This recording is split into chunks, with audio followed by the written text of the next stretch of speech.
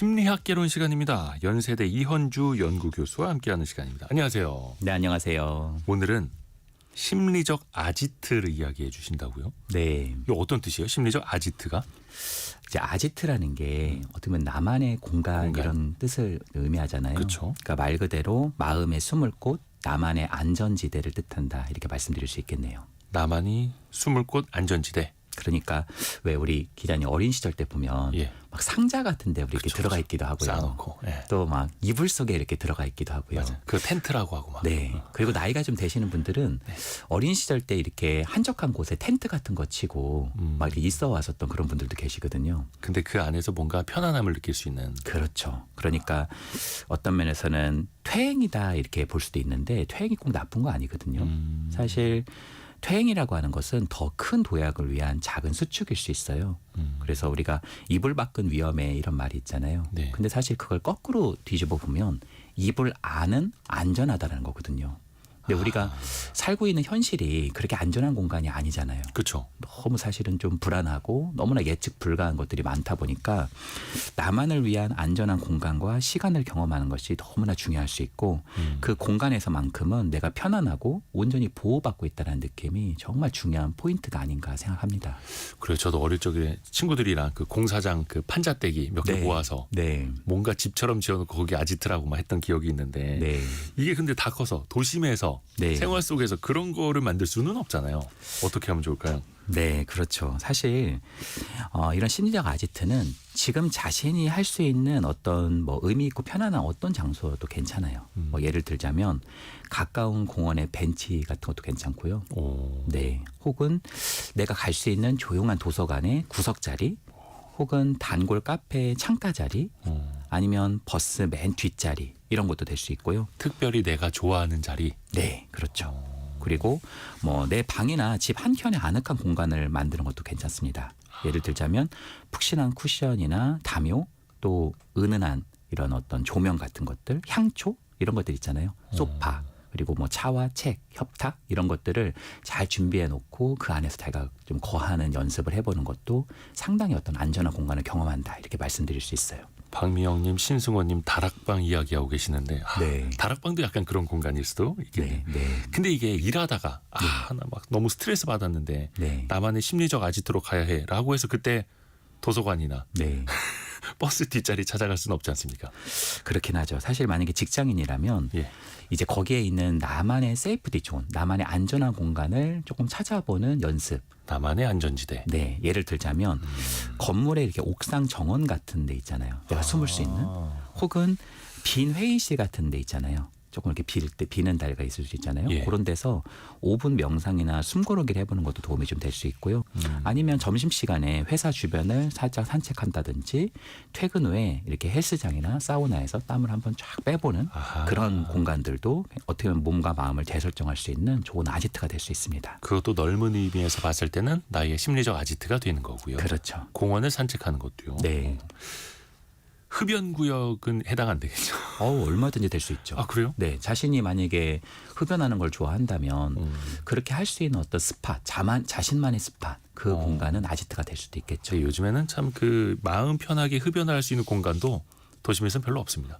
사실 눈치 많이 주죠. 네, 그래서 또 건강에 좋은 것도 아니고. 네, 건강에 좋은 건 아니니까. 그렇죠. 조금 더 건강한 장소를 좀 찾아보면 좋을 것 같은데 이게 반드시 어떤 공간, 물리적인 장소여야 됩니까? 사실 그렇진 않아요. 왜냐하면 이 아지트는 형태에 따라서는 물리적인 장소가 될 수도 있고요. 또 상황에 따라서는 상상 속의 공간도 될 수 있고요. 더 나아가서는 온라인 공간도 될 수 있습니다. 요즘에는 이런 온라인 공간 중에서 좀 커뮤니티 같은 곳이 있어요. 따뜻한 커뮤니티. 그런 곳에서 관심사가 이렇게 비슷한 사람들이 모인 카페나 게시판, 혹은 나만의 어떤 고민 같은 걸 나눌 수 있는 그런 어떤 뭐 카페라든지 커뮤니티 같은 거에 참여해 보는 거. 또 이렇게 온라인에 계셨던 분들이 오프라인에서 좀 만나면서도 또 친교의 시간을 가지기도 하거든요. 그런 것도 하나의 방법이 될 수 있습니다. 온라인에서도 나의 아지트를 만들 수 있다라는 거, 물리적 공간이 아니어도 된다라는 거. 그리고 조금 전에 한국은행 금융통화위원회 금리 결정 소식이 들려왔네요. 하는 금통위가 기준금리를 동결했다라는 이야기입니다. 2.75%로 동결했다라는 거고요. 이거는 시장 전문가들이 대부분 이제 예상을 했던 거고 금리를 인하한다면 다음번 금통위가 될 것이다. 이렇게 시장을 예상을 하는 거라서 시장 예상이 딱 맞는 기준금리 동결 소식이 들려왔다라는 거 알려드리겠고요. 저희가 또 시간 날 때마다 더 깊이 또 알려드릴게요. 심리적 아지트 이야기로 돌아가 보겠습니다. 네. 뭐 버스 뒷자리나 특히 이제 왜 카페에 가시는 분들도 특히 저 자리는 내가 선호하는 자리, 네. 내가 약간 애착하는 자리 네. 이런 거 있잖아요. 그래도 그렇죠. 도움이 될 수 있다라는 거고 네. 온라인 커뮤니티마저도 거기 들어가 있는 시간 동안 내가 뭔가 좀 치유를 받을 수 있다라는 거고요. 그렇죠. 근데 또 너무 거기만 빠져들면 안 되잖아요. 막. 그러니까 어떤 면에서는 너무 과한 건 좋은 건 아닌 것 같아요. 자신의 일상생활을 영위하면서도 자신의 어떤 심리적인 또 안정감을 구축할 수 있는 자기가 편안하게 좀 있을 수 있는 그런 장소나 시간이 좀 필요한 것 같아요. 혹시 교수님만의 심리적 아지트도 있습니까? 말씀해 주실 수 있나요? 네, 있죠. 어디요? 저는 사실은 지역에 이렇게 출장을 나갈 때가 있는데 그럴 때도 제가 좀 가는 곳이 있고요. 심지어 제가 지금 있는 곳에도 여러 군데 저의 스팟이 있습니다. 예를 들자면 예. 저는 도서관에 한 기퉁이 자리가 있어요. 자주 가시는 도서관에? 네. 아주 그 자리가 있습니다. 거기서 제가 좋아하는 책도 딱 거기 사실 준비가 돼 있고요. 걸어서 얼마 안 가도 되는. 그리고 저는 1인 소파가 제 집에 있습니다. 아하. 그 공간에서 저만의 어떤 향초도 뿌리고 음악도 듣고 독서도 할 수 있는 그런 작은 협탁이 있고요. 또 제가 좋아하는 아주 훌륭한 카페가 저희 주변에 있습니다. 거기 가서 이제 쉬는 곳이 있기도 하고요. 또 저는 바다를 좋아하거든요. 네네네. 바다가 완전 파노라마처럼 보일 수 있는 좋은 그런 핫스팟들이 저에게는 존재합니다. 그래서 한 달에 한두 번 정도는 거기 가서 이렇게 쉬는 그런 시간을 갖기도 하고요. 또 제가 고향이 충청도 공주인데 고향에 있는 저만의 또 스팟들이 있거든요. 스팟이 왜 이렇게 많습니까? 모두가 아지트 아닙니까? 네, 거기서 또 쉬기도 합니다. 아, 그러니까 그게 어디가 됐든 네. 정말 막 특별한 공간이 아니더라도 내가 네. 또 의미를 두고 쉴 수 있다면 네. 박화수님도 저는 도서관이 제 심리적 아지트 같아요. 이렇게. 네. 내가 좋아하는 자리에 다른 사람 앉아 있으면 약간 좀 기분 상하기도 한데 네. 어찌됐든 그곳을 간다라는 것 자체가 또 힐링이 될 수도 있는 거니까요. 네. 또 많이 만들어놔야겠네요. 이거 아예 없었던 사람한테는 지금이라도 좀 준비해보는 게 도움이 되겠네요. 특히 이제 직장인들 중에 너무 바쁜 삶을 살고 있다든지 예. 너무 복잡한 도심 속에 있는 분들한테는 스팟 중에 제가 좀 추천드리고 싶은 것은 네. 약간은 조용하고 또 너무 많은 사람들이 이렇게 나한테 연결되지 않은 나만이 고독을 좀 즐길 수 있는 그러한 자연의 공간이 사실은 굉장히 도움이 되고요. 실제로 자연에 있는 시간과 공간을 거주하는 것은 심리적 치유가 매우 높다라는 많은 연구 결과들이 있습니다. 아, 약간은 조용한 그리고 네. 약간 자연을 느낄 수 있는. 네. 이게 참 도심에서는 쉽지는 않은데. 네. 그래서 뭐 사무실에서 화분 하나 키우시는 분들도 계시는 거고요. 아, 그렇죠. 이게 공간의 개념뿐만 아니라 시간의 개념으로도 아지트가 필요하다면서요.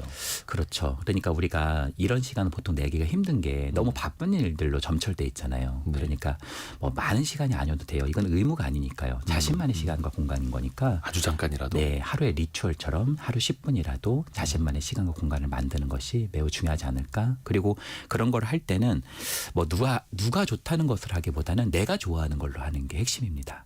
예를 내가 들어서 좋은 걸로. 네, 어떤 사람은 목욕을 좋아하면 목욕을 하는 거고요. 네. 어떤 분은 산책을 좀 산책을 하는 거고요. 어떤 사람은 독서를 하면 독서를 하는 거고요. 음악 감상이 좀 음악 감상하는 거고요. 명상도 아주 좋습니다. 마음 챙김이라고 하는 이런 명상의 훈련들도 아주 좋은 아지트다. 이렇게 말씀드릴 수 있겠네요.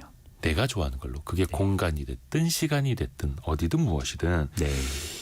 이게 그 나를 돌보는 시간을 자꾸 또 잊게 됩니다. 바쁘고 막 시간에 치이다 보면은 네. 뭔가 좀 꾸준한 루틴을 만들어야 할까요? 이것도 뭐 정해놓고 해야 됩니까? 사실 그 보통 우리가 이런 아지트를 할 때 가장 우리를 방해하는 게 뭐냐면 예. 보통 디지털 기기예요.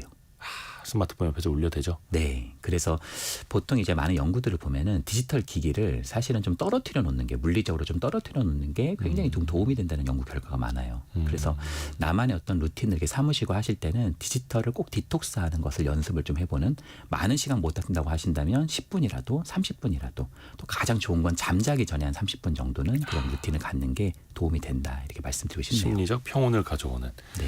3763님은 저 혼자 라디오 들으면서 온실 일하는 게 심리적 아지트를 말씀해 주셨네요. 네. 오늘 또 연세대 이현주 연구교수 통해서 많이 배웠습니다. 고맙습니다. 네, 감사합니다.